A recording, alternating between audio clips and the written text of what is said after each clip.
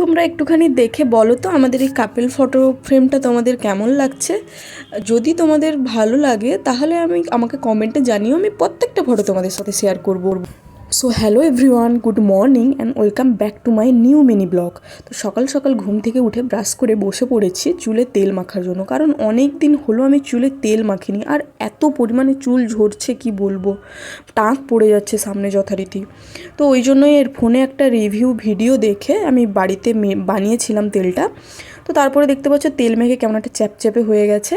তো যাই হোক, তারপরে খুব খিদে পেয়েছিল, তেল মেখে চেঞ্জ করে নিচে গেছিলাম খাওয়ার জন্য। তো ও দেখতে পারছো শশা কাটছে, কারণ আজকে একটু মশলা মুড়ি খাবো বলে, গাজর সব কিছু দিয়ে। তো খাওয়া দাওয়া করে তারপরে ও চলে গেছিলো বাজারে চিকেন আনতে, আজকে কিছু রিলেটিভস আসবে, তো চিকেনটা ম্যারিনেট করছে। তারপরে আর আমি ক্লিপসগুলো নিতে পারিনি, আমি এতটাই ব্যস্ত ছিলাম আর কি।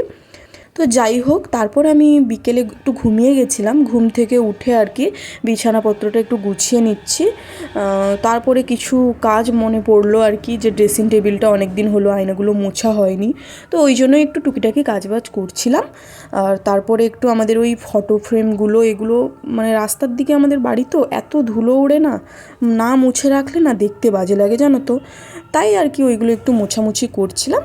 তো কাজবাজগুলো সেরে গিয়ে একটু বসছিলাম আর একটু জল খেতে খেতে ভাবছিলাম আজকে একটু নেল পলিশ পরবো। তো এই জন্য আগে থেকে নিয়েই বসে পড়েছিলাম পরার জন্য।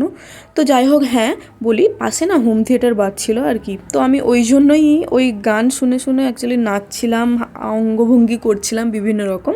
তো তোমরা প্লিজ কিছু মনে করো না। তো আজকে আমি সারাদিনটা এইভাবেই কাটালাম।